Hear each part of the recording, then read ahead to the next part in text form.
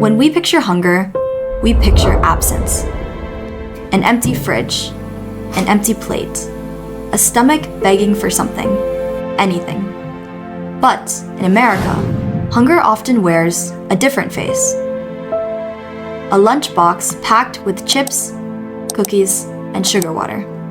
A pantry lined with canned pasta, processed meats, and salt-packed vegetables.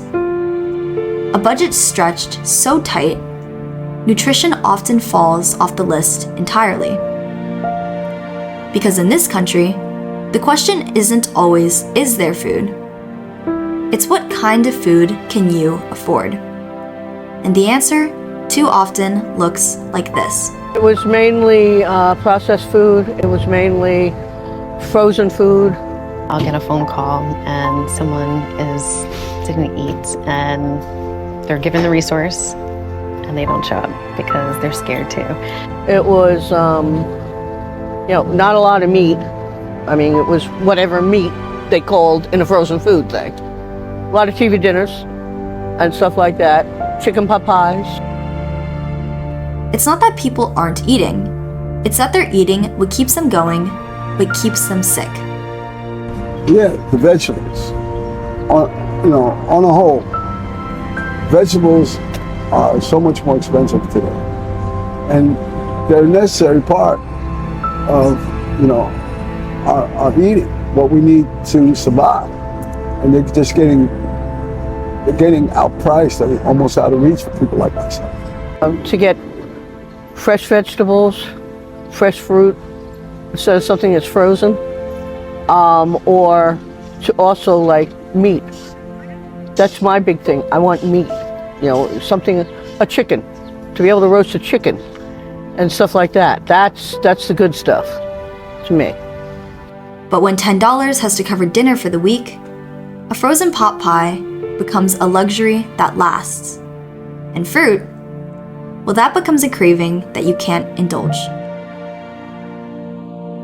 So having that child scream, "I want strawberries now," and mom's like, "I gotta go home and wash it," but you don't get it. Just to see it in a child crying for strawberries, it's an important thing to offer to our families. This is the reality behind the numbers. Food insecurity isn't just about having enough to eat. It's about what kind of food can you access, and whether that food helps or harms your health. This isn't just a food issue. It's a policy issue, a health issue, a justice issue. This is what food insecurity really looks like, because being fed isn't the same as being well. And if we keep confusing fullness with nourishment, we will continue to leave millions behind. This is not just a story about hunger. It's a story about people. It's a story about what we don't see when we think of food insecurity. But it's also a story of hope, of action, of the strong, determined people who are fighting back, packing bags, rescuing food, cooking hot meals, and reminding us that no one deserves to be forgotten. These are their stories, and they matter, because our health is our future, and food is the foundation of that future.